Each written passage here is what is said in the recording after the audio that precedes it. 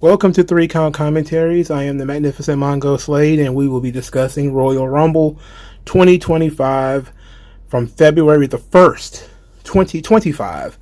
The winners of the Royal Rumble matches were Charlotte Flair and Jey Uso. That's right, Jey Uso. We're going to start there. So, the Men's Royal Rumble 2025 featured Rey Mysterio, Penta, Chad Gable, Carmelo Hayes, Santos Escobar, Otis, Braun Breaker, ISHO Speed, who took Akira Tozawa's place, Sheamus, Jimmy Uso, Andrade, Jacob Fatu, Ludwig Kaiser, The Miz, Joe Hendry, which was a great surprise. And the place blew off. Just exploded for Joe Hendry. It's tremendous. I know all the people on the internet were very, very mad that Joe Hendry got such an immense reaction. You know, ISHO Speed got a great reaction too, by the way. And it was a great setup as well. But we'll talk about it a little bit more later. You also had Roman Reigns. And you had Drew McIntyre, Finn Balor. Finn Balor got no reaction. One of many people that were humbled by silence when their music played. And part of that, not only because the themes are trash. The theme can be trash as long as people recognize it. Finn Balor's theme that they played here bared no resemblance to the theme that he's had for 10 years. They have only been doing remixes of these themes for a while now. But the theme that he's had for 10 years, they just changed it. So he came out to zero reaction. Shinsuke Nakamura, they also mangled his theme. Jey Uso was number 20. AJ Styles, they went back to AJ Styles' original theme, which got a pretty good pop. He came in at 21. Braun Strowman was 22. John Cena was 23. CM Punk was 24. Seth Rollins was 25. Dominic Mysterio was 26.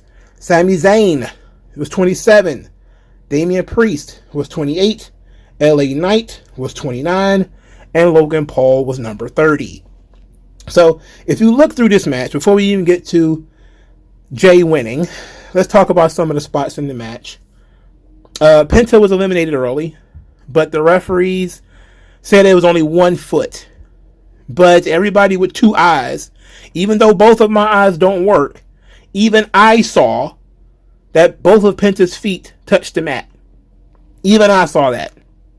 This was Pirate all over again. This was Mil Mascaras all over again. If you don't watch Royal Rumble 97, okay? They let him slide with it, but the crowd did see it. They were watching very closely. His feet did touch the mat. Braun Breaker comes in a House of Fire. He did a really great job here. He was fantastic tonight. You know, Spear to Carmelo Hayes, threw him out. Suplex to Otis. You know, a Hurricanrana to Rey Mysterio. He absolutely destroyed ISHO Speed, which was amazing. So they did a spot where Akira Tozawa, and I immediately rolled my eyes and groaned. And then they had him get attacked from behind by Carmelo Hayes. And he got replaced with ISHO Speed. He's like, I don't know, 5'6" maybe, Twitch streamer. Comes out there to a massive reaction.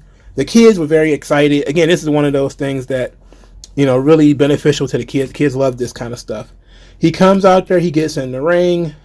He actually helps eliminate Otis. And then he gets just absolutely destroyed by Braun Breaker. So, Braun Breaker, and I think it's Braun Breaker and ISHO Speed eliminate Otis. ISHO Speed does a jump flip for no reason, a back flip for no reason. He just got all this energy.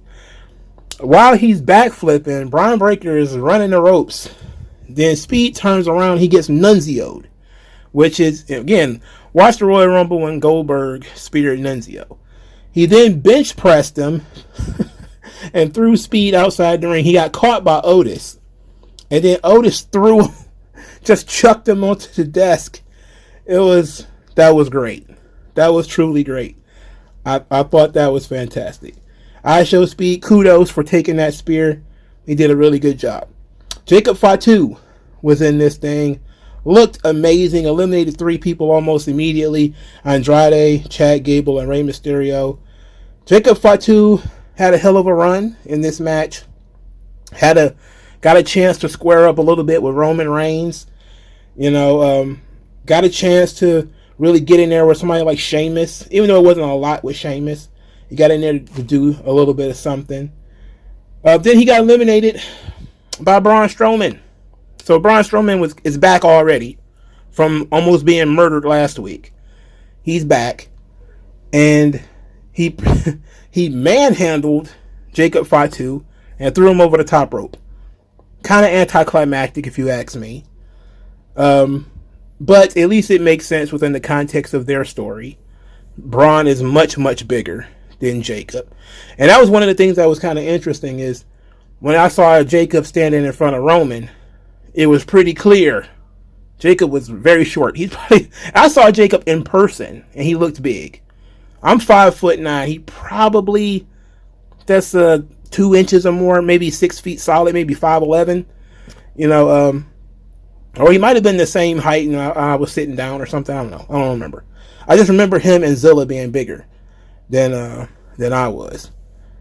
In any event, Jacob did a really good job, even though he did not get deep into the match. I think he did they did a solid job of really getting him over and giving a taste of him working with Roman. I thought was really good too. Penta officially existed in the match for 30 minutes before being eliminated by Finn Balor, again, who came into the most humbling of silence. Damian Priest also came into mostly silence as well, but I mean, what can you do? The Miz actually did a Hurricanrana in this match. It seemingly came out of nowhere. I was shocked to see it. I was just floored that The Miz, 20 years in, is still trying to add moves. It's amazing. What is up with these WWE guys that they get late into their careers and now all of a sudden it's time for Code Reds and Hurricanranas? It's like you don't give a fuck anymore, right? Anyway, Joe Hendry, great reaction. The cameraman botched his big turnaround spot, probably because they weren't that familiar with it. But Joe Hendry got a massive reaction, had people waving their hands back and forth. The internet, of course, hates Joe Hendry. I don't know why. I mean, he's just kind of he's very over, and he's seemingly non-offensive in terms of, personality, and I haven't heard any scandals or anything like that. But he's a meme wrestler, and he is. But they hate him. It's like, but you like Orange Cassidy. You like meme wrestling. Like, I don't get it. And plus he's in TNA, so why do you hate him so much? But Joe Hendry did a good job here. He got a little bit in, not a lot. He got destroyed by Roman and thrown out, which was fun too. They did the yay yeet spot in the Royal Rumble, which was fun too. Now let's get to some of the deeper elements into the match. Not talking about, a lot of the mid-card guys anymore. Punk, Cena, Roman. Now, Roman did a lot in this match. He came in at number 16. He rumbled with a couple of guys. He actually, did some story elements with him and Seth Rollins.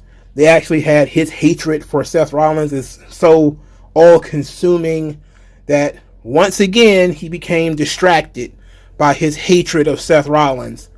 Therefore, he wasn't paying attention when CM Punk threw him over the top rope, because he was trying so hard to eliminate Seth Rollins. Okay, it follows from WrestleMania when he became so consumed with Seth Rollins that he would rather attack Seth Rollins with a chair than attack Cody with the chair. And it also follows from the match with Royal Rumble, I think 2 years ago, where he got disqualified, beating the hell out of Seth Rollins. And I guess if you had to get Roman out of this match, this was one of the more logical ways to do it. He's got this really long overarching story with Seth Rollins. Now, Seth Rollins on the other hand, didn't do much in this match at all. He came in and kind of interrupted the big superstar stare down that Punk, Cena, and Roman was having. He did this because he hates CM Punk. So he tackled CM Punk and was focused almost solely on CM Punk. But Roman was fixated on him. Him and Roman, of course, like I said earlier, they get to tangled up and Punk throws them both over. And while Punk is sort of preoccupied with Rollins and Roman being eliminated, he is eliminated by Logan Paul. Which, that was a great heat segment. That was great for the heat. You know, like in terms of pissing people off, that was fantastic. You know, it was a very cheap way of doing it. And that's kind of how you would do it. If you're going to have somebody like Logan Paul eliminate CM Punk, it should be in a very sneaky way from behind. Makes perfect sense. Logan Paul didn't really do much in this match either. He did the one spot where he jumped from the apron to the desk and was chilling on the desk, and it seemed like he was just going to stay there. And then AJ Styles was about to do a springboard elbow because he had been thrown over the top rope, but he recovered and was going to springboard.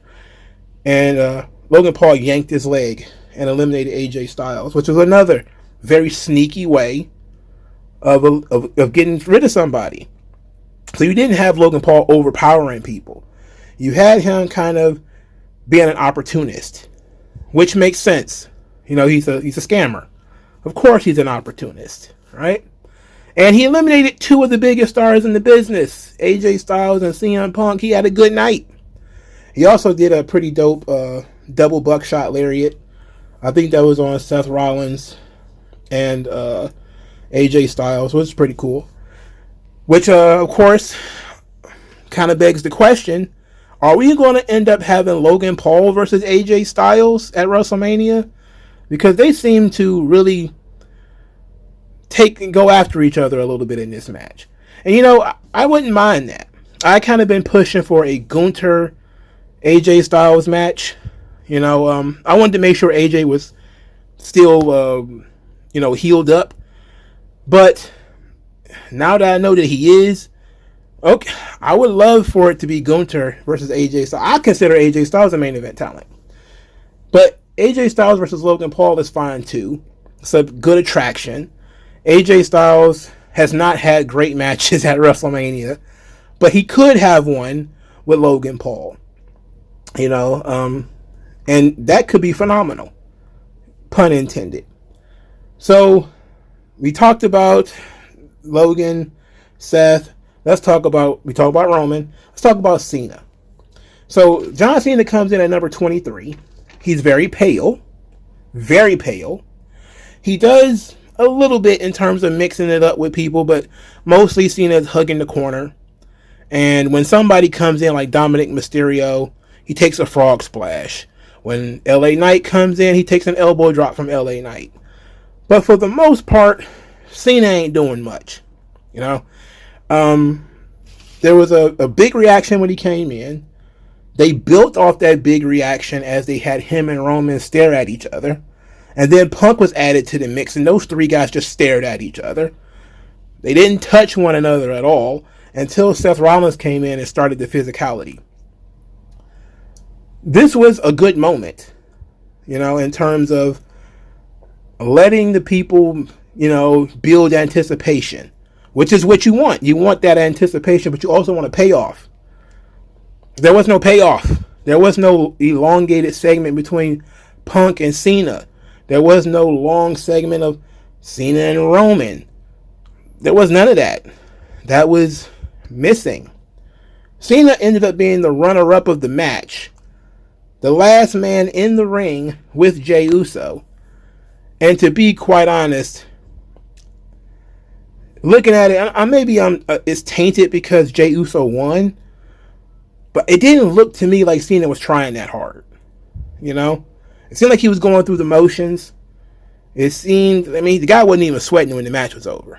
You know, like it didn't seem like he was trying that hard to win. And the elimination was pretty simple. Jey Uso and Cena both had went over the top rope. He picks him up in the FU. Jey escapes and pushes Cena off the ring apron from behind. And that was it. That's all it took.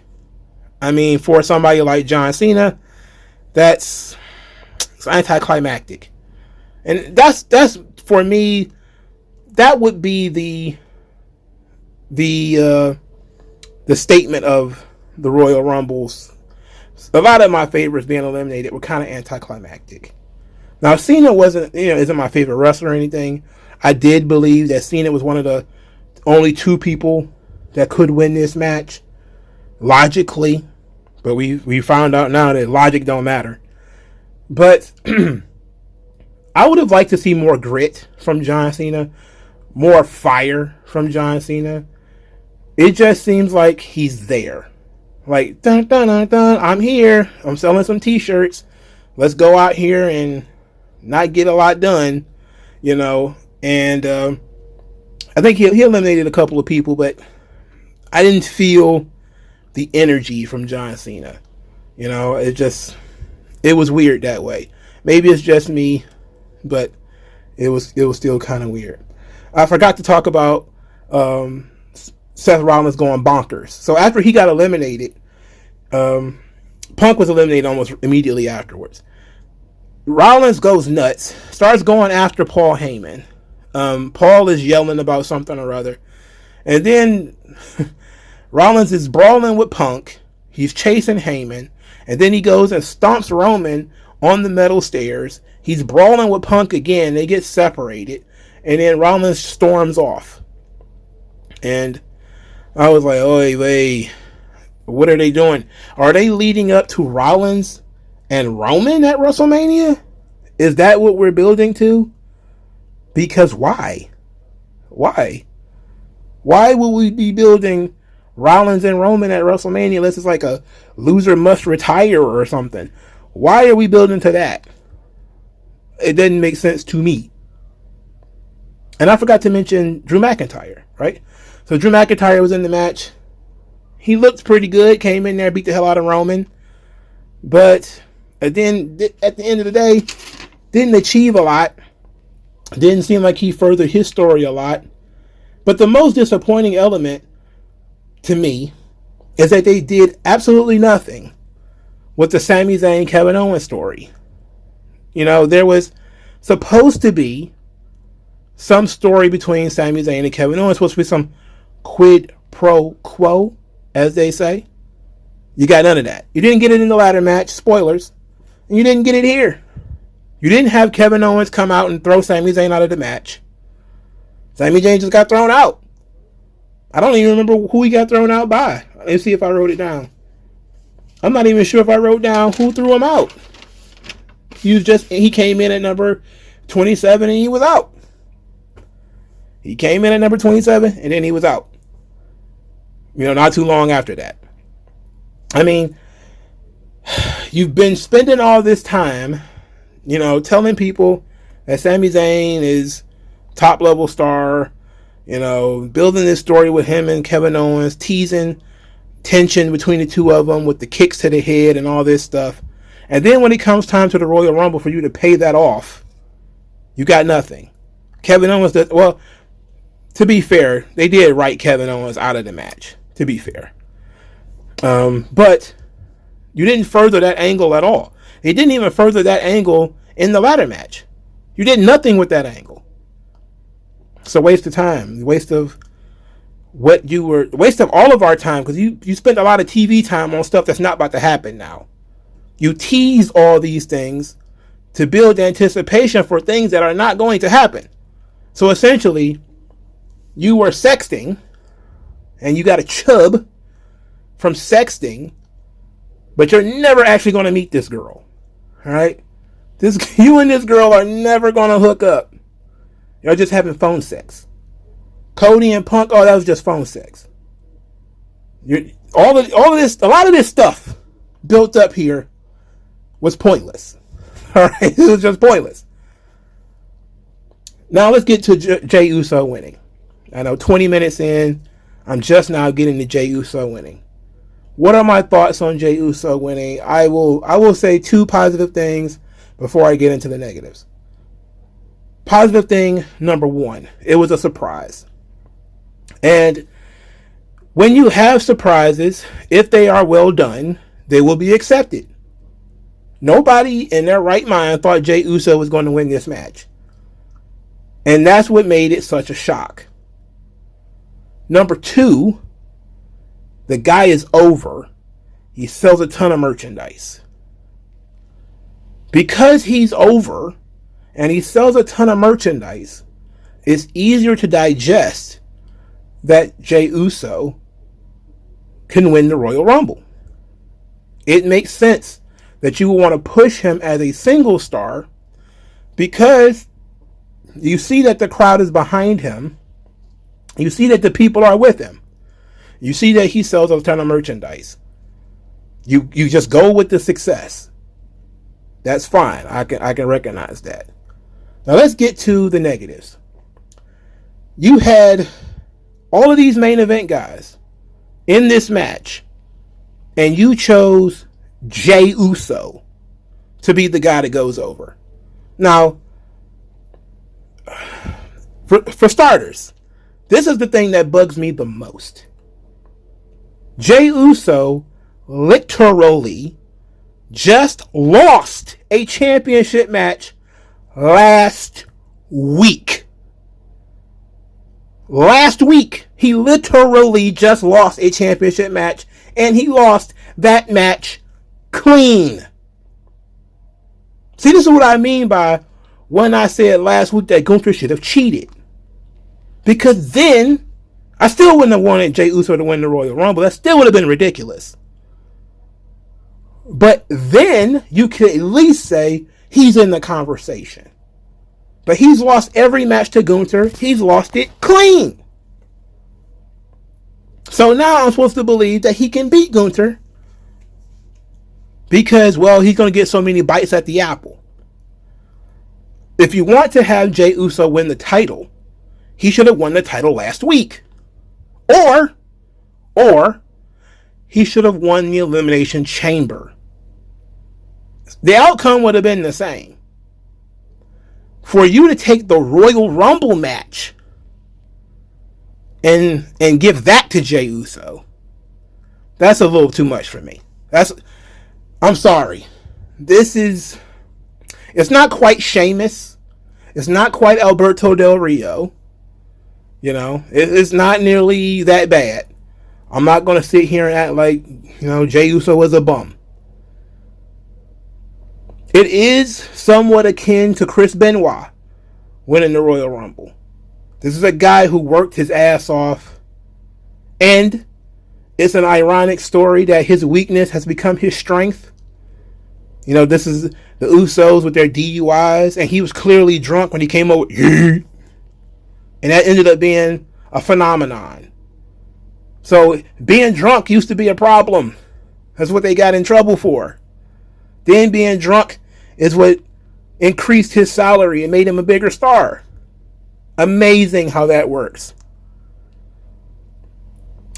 But I will say, I'm not a fan of Jey Uso winning the Royal Rumble. But Mongo, you say that they need to make new stars. Jey Uso is 40. He need to make new stars. Jey Uso ain't new. Jey Uso been around since 2011 or something. 2012. Now you can say, well, this is kind of like when Bret Hart broke through. I guess. Maybe it's a different context for me. But I don't see Jey Uso as being a guy who should be main eventing WrestleMania. I don't see this. And I see a lot of people pretending like this is a big deal. The people who hate the yeet. They hate the large entrances and the long entrances with the yeet, yeet, yeet. They hate that shit, right? Now all of a sudden they're like, oh, the company's listening to the fans. I guess. I guess they are. I guess this is one of those times where you don't listen to the fans. This is putting, Zack Ryder over at WrestleMania. This is for the pop. You did this for the pop. All right? Now you got the pop. Now you actually have to build the match. And now the match has to actually deliver. And then you got to actually have the run. Because he cannot lose again. He can't lose again. So that means he won the Royal Rumble. He's winning the title. Which means you're ready for Jey Uso to be the world champion. Not just you, the fan, but the promotion and the promoter is ready for Jey Uso to be the world champion.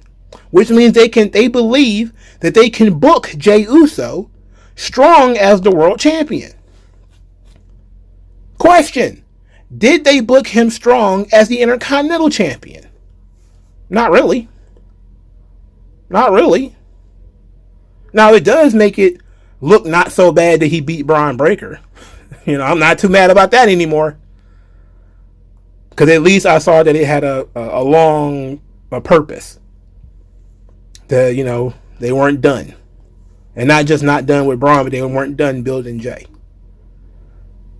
But for me, I don't see Jey Uso as being main event of WrestleMania material. I don't like that Jey Uso won. But they sold these tickets at WrestleMania already. They got your money. They want to sell some more merchandise. They're going to do that. But this is absolutely a decision that came completely out of left field and doesn't seem to really serve a long-term purpose. I don't think Jey Uso is going to be in the same conversation as other great world champions in the future. I don't see him being in the same conversation with Batista. I don't see him being in the same conversation with guys like Randy Orton.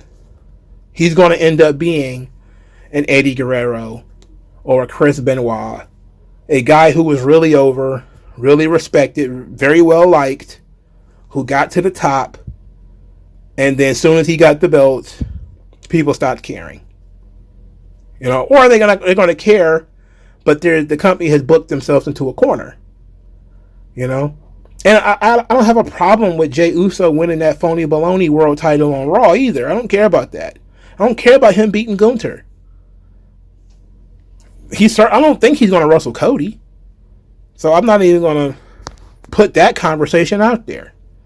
I think they've done a decent job with Gunther, where on the pre-show, I believe it was, Gunther says that he knows that the winner of the Royal Rumble is going to choose Cody because he's an easier champion. That's basically a setup that Jay is going to challenge him. But for me, the Royal Rumble winner challenging the B champion doesn't make sense. And I don't think Gunther is a stronger champion than Cody. There's an opportunity there, if it was true, like in the past, where, maybe the WWE champion was stronger, maybe the world champion is stronger. And then for the Royal Rumble winner challenging that person would be a worthy main event. But I don't see that here. I think Jey Uso is probably going to end up being not the main event of WrestleMania. 5th match at WrestleMania. Maybe 4th or something like that. And a bigger match is going to actually close the show. But then again, maybe Triple H is like, man, I done fell into this thing. This thing is a big deal. Let's just run with it. And he's going to put Heat Man over. I guess. I can't complain. I can just say it's not for me. This is not what I would have done. Not with the stars that you have in this match. I wouldn't have done this. What was the point of packing this match with all these stars and you're going to put over a mid-card guy? And then you got to think about it. The show never ends. So this mid-card guy now, you have to drag him all the way to WrestleMania. And then you have to book him beyond that, because you got to give him the belt. And then you got to book him beyond that. What is he going to be doing in June? What is he going to be doing in July? Because they ain't been doing nothing but yeeting and losing lately. So that means he's going to be yeeting and winning, I guess. So, I don't know. But it's a thing that occurred. The men's Royal Rumble match, some people are saying it's the greatest Royal Rumble match of all time. I don't think so. I don't think that it's top 5. I still think 92 was better.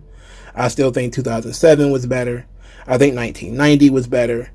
2006 was better.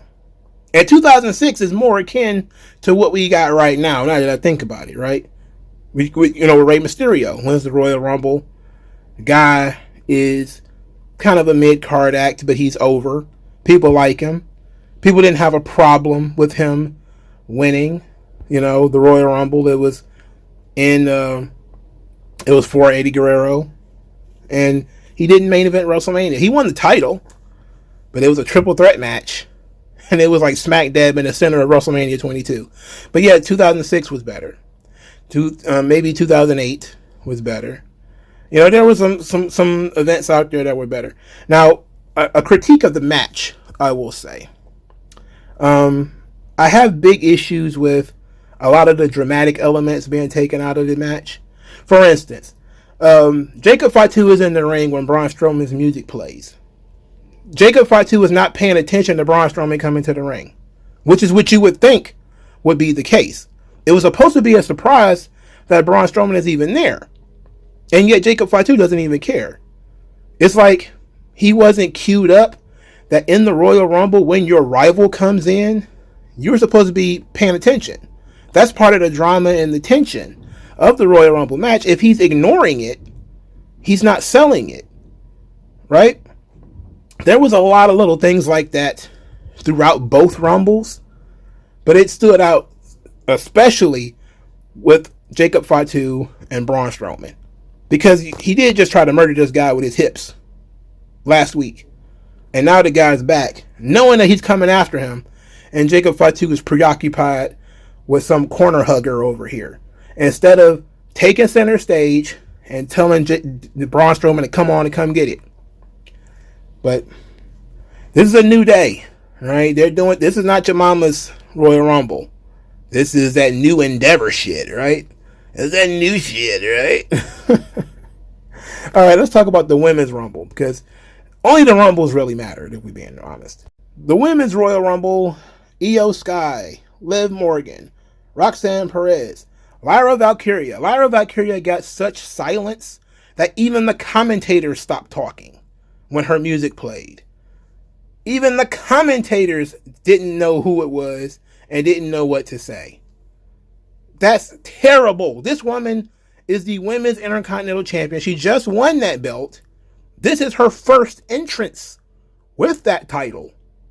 This is the first time you've ever seen her with it. And it was in the Royal Rumble match. She got no reaction. Chelsea Green got a pretty good reaction. B-Fab, no reaction at all. Nobody knows who that is. Ivy Nile. Good point about Ivy Nile made by Pat McAfee when he said that she reminded him of American Gladiators, because I was thinking the same thing. And I can't stand Pat McAfee. We're going to talk about that near the end, because I got a lot to talk about outside of these two Rumbles. But I like that note. Zoe Stark, of course, no reaction. Number 9, Lash Legend. Decent reaction when they saw who it was. They said that Lash Legend was 5'11", which is pretty big for a woman. And when she got in there, she looked pretty big because everybody else was tiny. Bianca, she was really small. Bianca Belair came in at number 10. I got a lot of problems with the way Bianca was really eliminated from this. Oh my God. So many problems. 11 was Shayna Baszler. She got no reaction. Number 12, Bayley got a pretty good reaction, and so did Bianca. Number 13, Sonya Deville. Nobody knew who that was. Sonya Deville has been around for years. And people are like, huh? That's because they keep changing her theme song. Number 14, Maxine Dupree, who got a big reaction, actually. I was very surprised. And her offense and her stare down and her interactions with Ivy Nile also got a pretty good reaction. So the people like Maxine Dupree. Number 15 was Naomi. Okay, she got a good reaction. Number 16 was Jada Parker. Even though they just changed Jada Parker's theme song. People knew it, and they responded, which means that there was probably her family was there. Number 17, Piper Niven. Of course, no reaction. Number 18 was Natalya. Decent reaction, because everybody knows who Natalya is. She's been there forever. Jordynne Grace was number 19. You know, they actually went through and told us that Jordynne Grace is now officially signed with WWE. And yet she still has her TNA theme song. And I'm really going to start questioning whether Jordynne Grace can pass a wellness test. Because I'm pretty sure she can't. I'm pretty sure that she's got tiger blood at this point. There's no way in the world that Jordynne Grace is passing a wellness test. She's going to, in 6 months, she's probably going to be pear-shaped. Because all this she's got going on can't be legal. She's like the Alistair Overeem of women's wrestlers at this point in time. Number 20 is Mia Yim, who is on TV every week and gets no reaction. Number 21 was Alexa Bliss. And I have to say, I was very excited to see Alexa Bliss. She got the biggest reaction of the night. And the commentators were great, noting that the dirt sheet said she wasn't coming back. You know, don't listen to the dirt sheets. I thought that was a great dig. That was a fun dig. You know, WWE can take shots at the dirt sheets. Who cares? Mongo was on the fence. I've been saying before that I didn't think Alexa or Carmella was coming back. When they started talking about her, what was this, last week, I think? The week before the Royal Rumble, for those of you who are listening to this at some point in the future. I think I said that she probably would be back because now they're talking about it. When they weren't talking about it, it looked like she was never coming back because there was never any conversation at all from either side about her returning. I know that she was tweeting out to people that it wasn't up to her when she was able to come back. That was months ago, right? But they figured it out. Alexa Bliss is back. That was tremendous. Now, she did come back as Dark Alexa, let's say. So she's got a new doll. It's a weirder looking doll.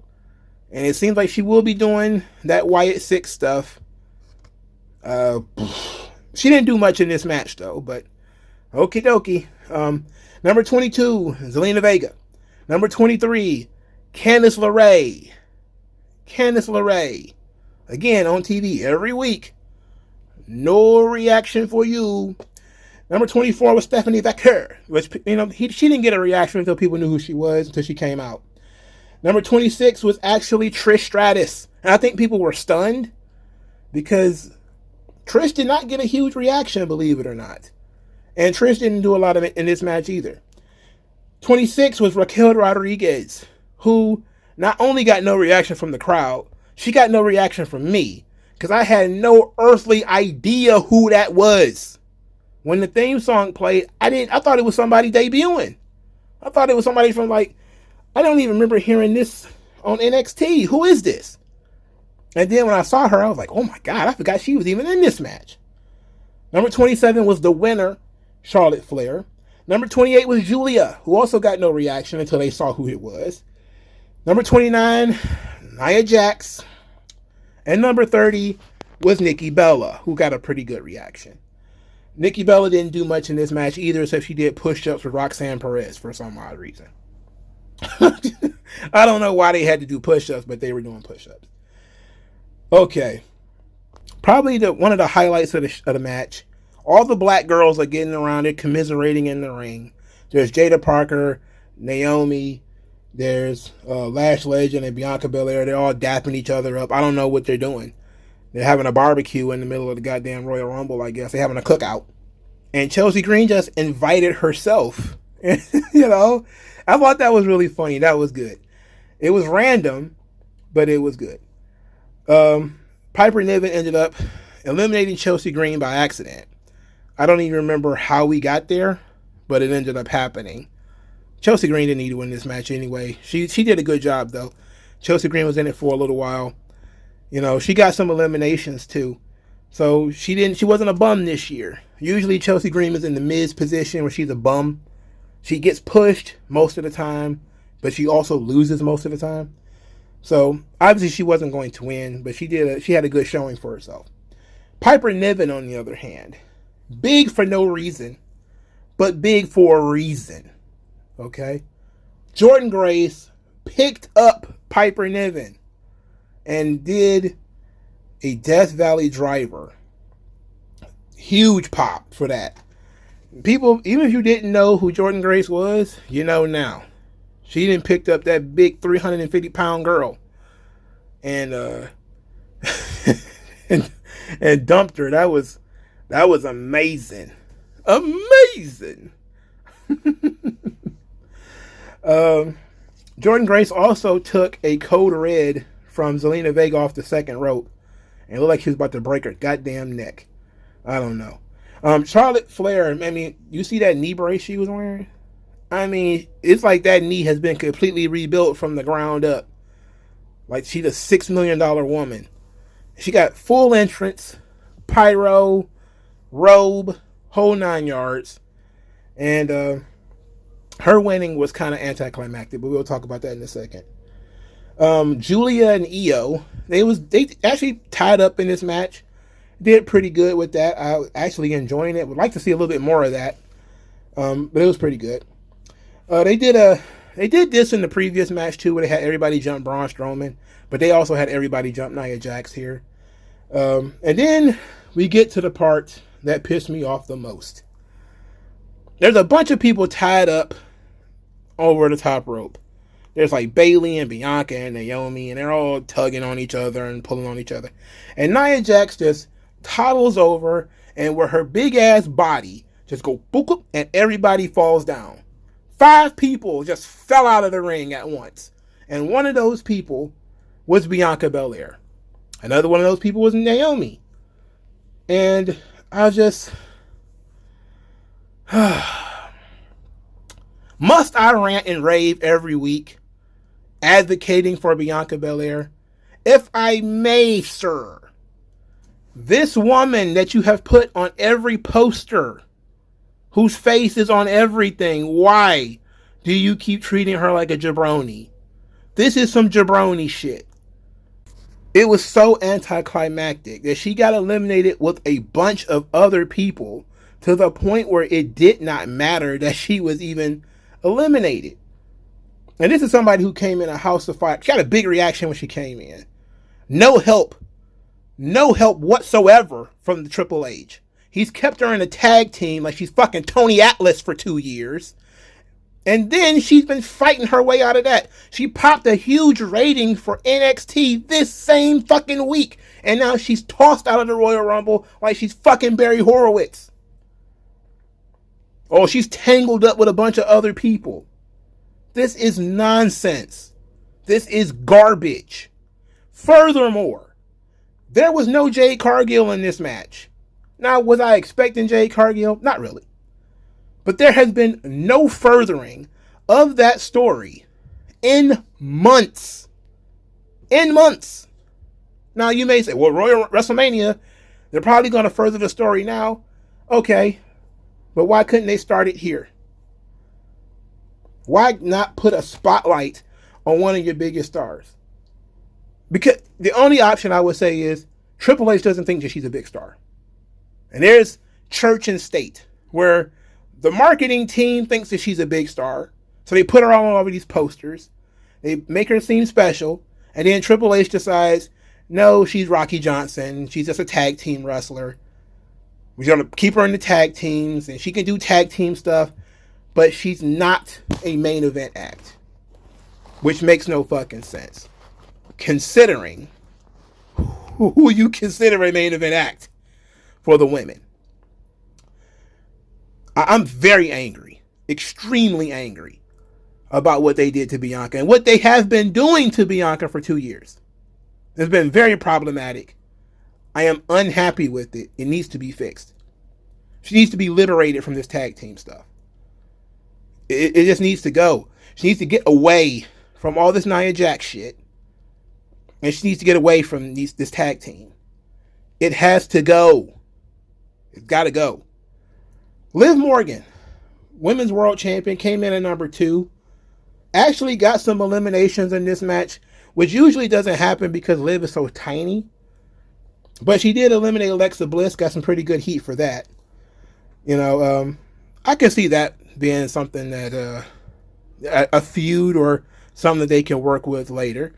Raquel and Liv versus Alexa and I guess Nikki Cross. It would be Nikki Cross, wasn't it? And Nikki Cross is a former tag team champion with Alexa Bliss anyway. So there is something for Alexa Bliss to do. Her and Nikki Cross could be partners. And they can wrestle Liv Morgan and Raquel Rodriguez. That's simple. And it works. And it gets Bianca out of that fucking tag team. So the final 4 of this event was Nikki Bella, Roxanne Perez, Charlotte Flair, and Bayley. Bayley was eliminated, leaving the final 3 to be Nikki, Charlotte, Roxanne. Nikki Bella was eliminated, leaving the final to be Charlotte and Roxanne Perez. Huge push for Roxanne right out of the gate. I said before, in my video about Alexa Bliss, about whether she was going to come back or not, that Triple H actually values the work rate girls, right? And this is proof.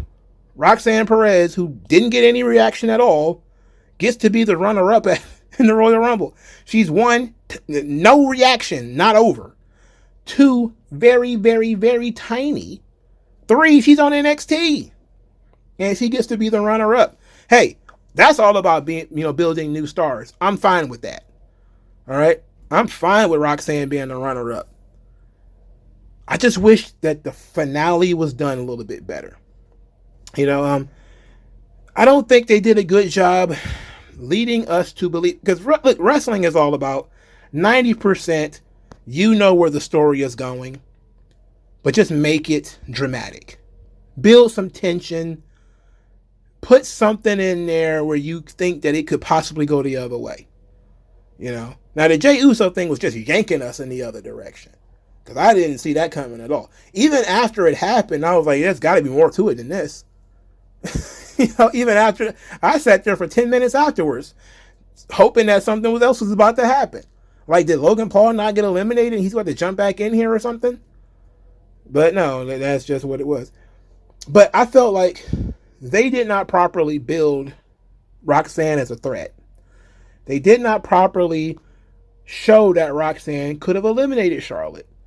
If they'd have done that, if they'd have showed a little bit more tension, I think it would have been really good. Now, in terms of women Royal Rumble matches, this was probably one of the better ones, because women's Royal Rumble matches are usually very bad. But this was actually quite good. It had some really good stars in it. Even though they did not put any effort into leading you to believe that anybody else could win, if I would have wanted to make a tweak here and there, I probably would have had somebody else in there in the final with Charlotte. Either Jordynne Grace, just to give her a nice little push, just to get started, because she hasn't worked a single match on the main roster yet. Somebody like Bianca Belair, because, there's legitimacy there. There's a good story that you can tell with Bianca and Charlotte. Similar to the final showdown of Bianca and Rhea Ripley from a couple years back. I'm going to bite my tongue for saying this, but even somebody like Bayley would have been, a better final choice. Somebody else that the people could see winning the match. You know what I mean? I don't think anybody in their right mind thought that Roxanne Perez had a chance of winning. Now, because of that, the match does take a couple of hits for being anticlimactic.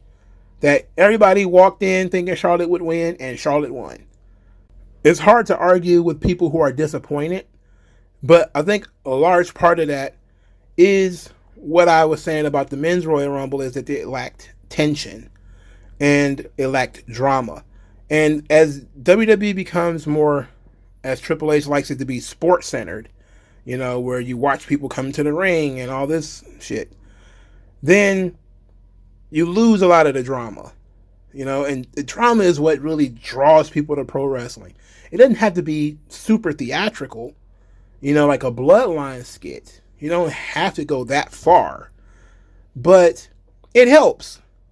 It helps if you let people build anticipation, and if you lead people along, if you drop some breadcrumbs, leading that this could happen, this could happen, this could happen, and then you yank them in the other direction. That's what they did with Jey Uso, right?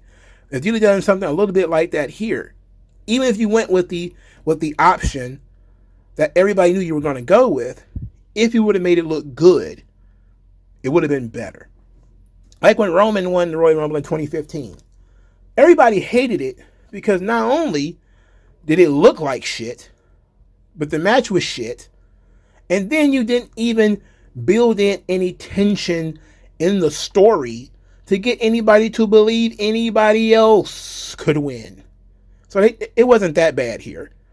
But it's the principle, the same principle. Charlotte needed to be tested.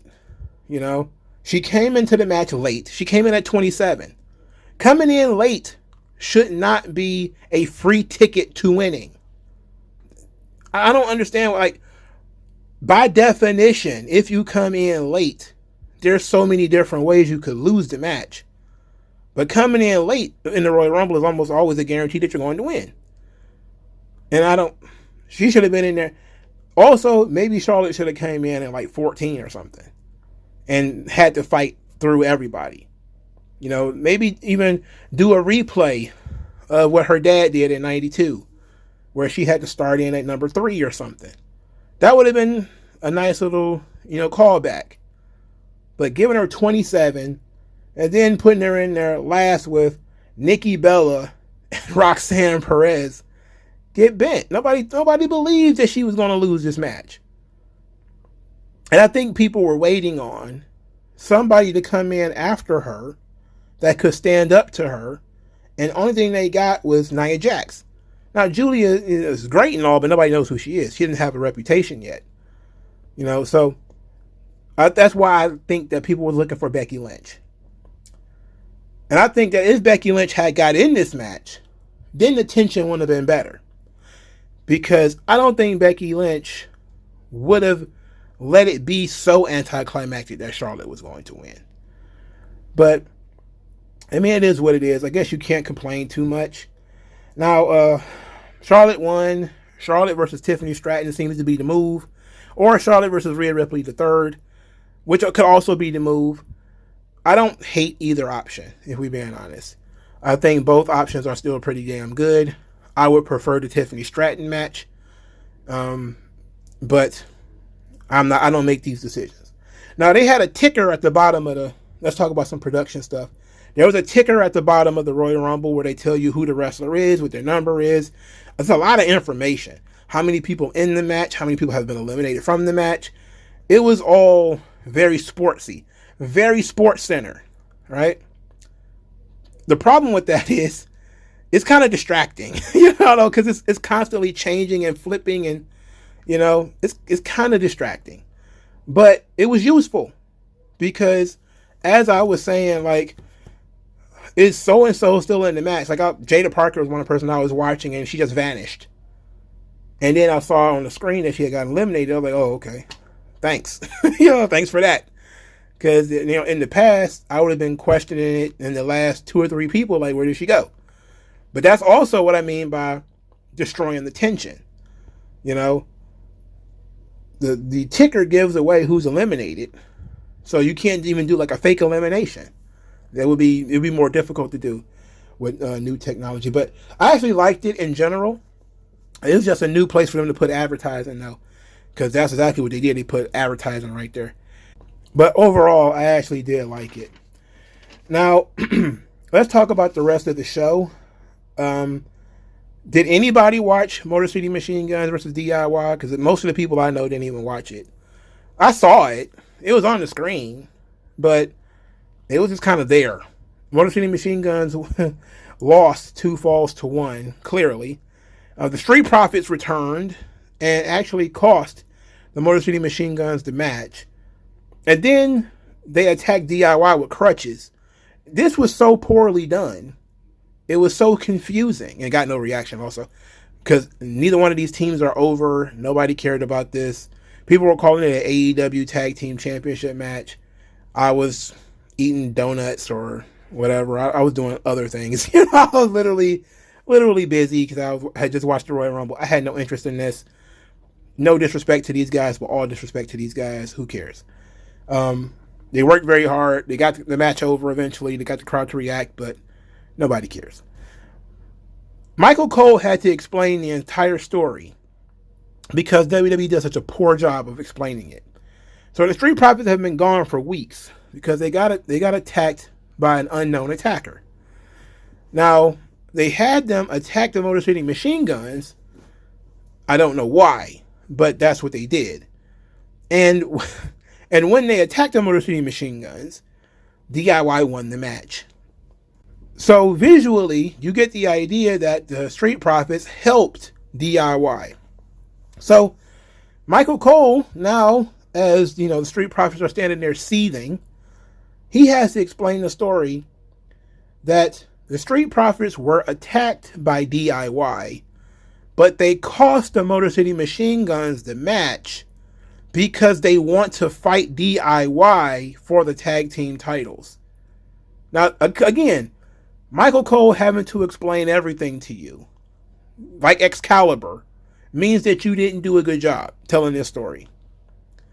Instead of just having the Street Profits attack DIY after the match, you had them attack the Motor City Machine Guns during the match, and now you've got this thing going. Look, okay, whatever. If you're the Street Profits, bro, like, what's going on, man? You know, I saw some people say that Montez Ford should consider leaving WWE and going to AEW.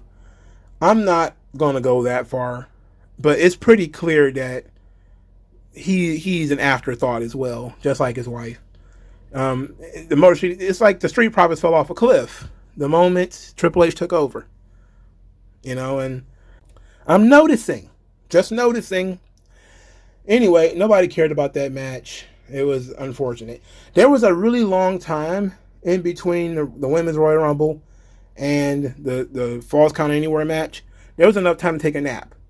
The lag on this show was ridiculous. Between the Star Spangled Banner and the first Royal Rumble match took like 10 minutes. It took forever to get something in the ring on these matches. I don't know what's wrong with them. And a lot of it isn't even commercials. A lot of it is video packages. You know, like, it's so stupid. Get something, keep this thing moving.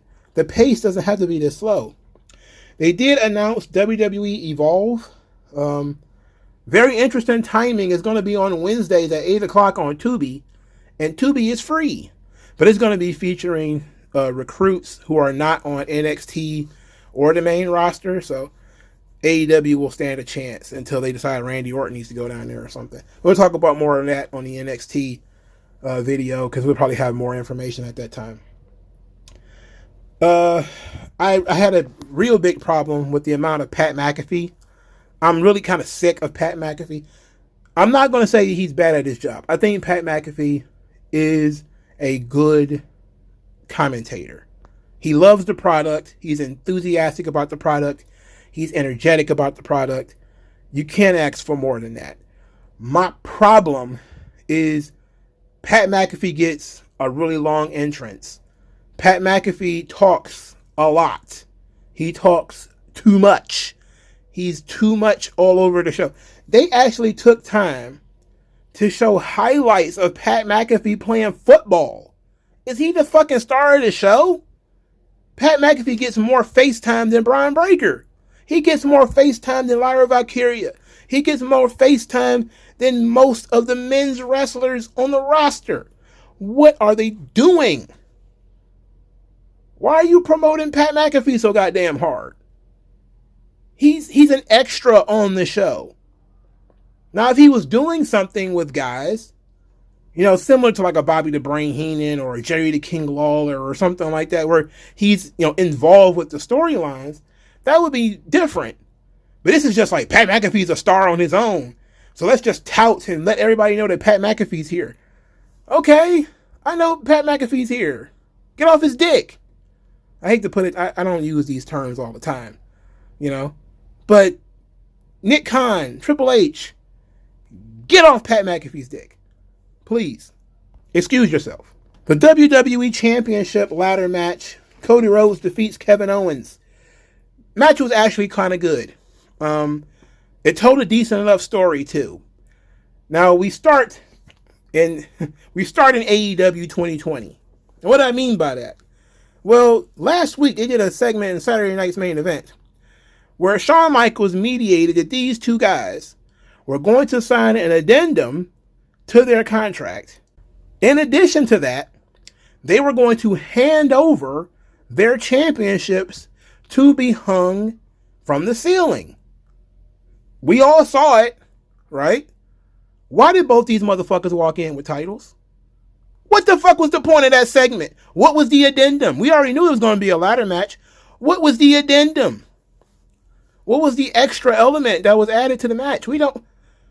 Just lost. What was that? Why did we do that segment? What was that segment for? Just so mark-ass Kevin Owens could take a super kick? Oh, me, oh my. Never mind, man. Forget it. Just forget it. just forget it. Kevin Owens controlled most of the match, smashing Cody into the ladders. And he did some really good damage to him.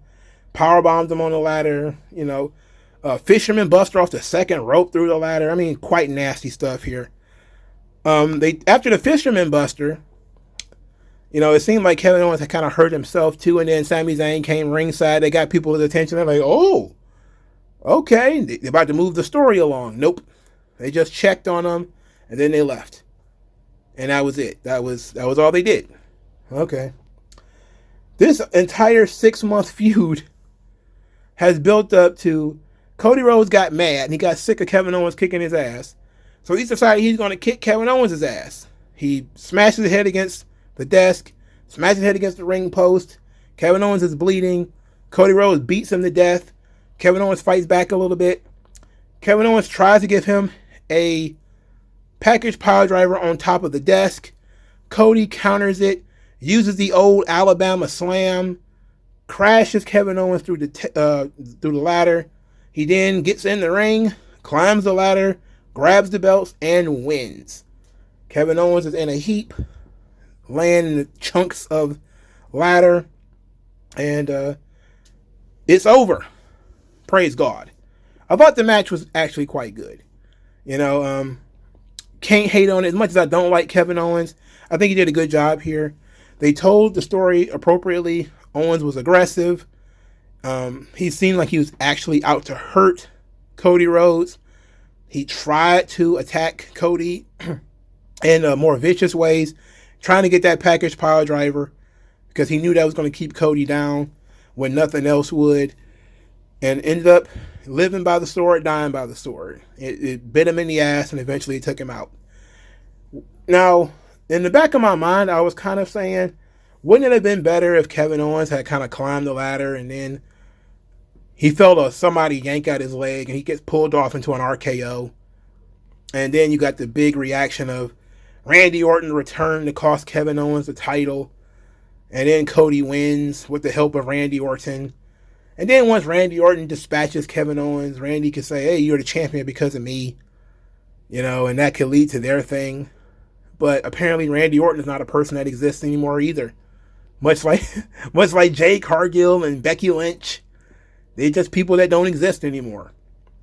Okay. But I would imagine they're going to continue the Kevin Owens, Randy Orton feud in some way. Because I don't think Randy is done.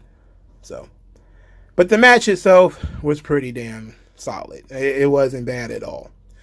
So the Royal Rumble show was solid, 2 very solid Royal Rumble matches, even though I wasn't thrilled with the way they were booked. Wasn't thrilled with the winners. But it worked out fine, I guess. Tag Team Championship match was an opportunity for me to wake up. That had a belly full of turkey from that turkey mozzarella. They used ground turkey. So, turkey meat has tryptophan or whatever in it that just knocks you unconscious. So I was fighting it. I was down in Vernors and bottles of water trying to stay awake through this Tag Team Championship match, and I successfully did it at the expense of the guys who were working very hard in the ring, which unfortunately, I couldn't have given a fuck less about. And then you had the WWE Championship match, which was actually pretty damn good. Problem is, a lot of the stuff that went into the match were forgotten. The idea that they took the titles, the idea that there's supposed to be some kind of addendum, the story with Sami Zayn, the story with Randy Orton, all that stuff was dropped or forgotten or pushed to the back or pushed off. None of that was furthered, which usually I would be angrier about. But I'm going to be honest, on the pole of things to be upset about. But don't misunderstand it at all. I noticed that they wasted all of our time with that Sami Zayn stuff because they didn't do it at all here. I did not forget that they wasted our time with the Randy Orton stuff because they did nothing with that here. Now this feud is over. And what, Randy Orton's just going to walk back into the story? And you tried to kill me, Kevin. Now I'm back. Okay. Too late to matter. You know, and I don't care. But it seemed like they were going to set up where maybe Sami Zayn would help him and then Randy would stop him. Or maybe, you know, Randy would interfere before Sami Zayn got the chance to come out there or something. No, they decided to just tease all of that stuff, build all this anticipation, and then drop it at the last minute. Extremely frustrating. But it all fell down the wayside because Jey Uso won the Royal Rumble, which I'm not angry about. I'm just flummoxed. I'm just so surprised that it happened. You know, Vince was criticized a couple of years ago, maybe about 10 years ago, 13 years ago, for not pushing Zack Ryder. He was criticized for not pushing Rusev. You know, when guys get hot and they're selling a bunch of merchandise, people instantly think, oh, this guy's over. Give him a huge push. And Vince will say, well, the guy's not over. It's the gimmick that's over. It's the woo woo woo, you know it, that's over. Because there's no substance to it. You know? There needs to be some substance to why you're over. There needs to be angles and things you can do. When there's no substance to you being over, then you end up kind of like Kofi Kingston, unfortunately, where people have all of this goodwill towards you and they want to see you get there and they want to see you succeed, but there's nothing afterward. There's no life after that. You know, I can see Jey Uso winning and then just being a gatekeeper from that point forward. You know, but whatever. Let me know what you guys think. Clearly, I'm disappointed. A lot of people are. Maybe we'll be revisiting this in the future. But I'll talk to you guys later.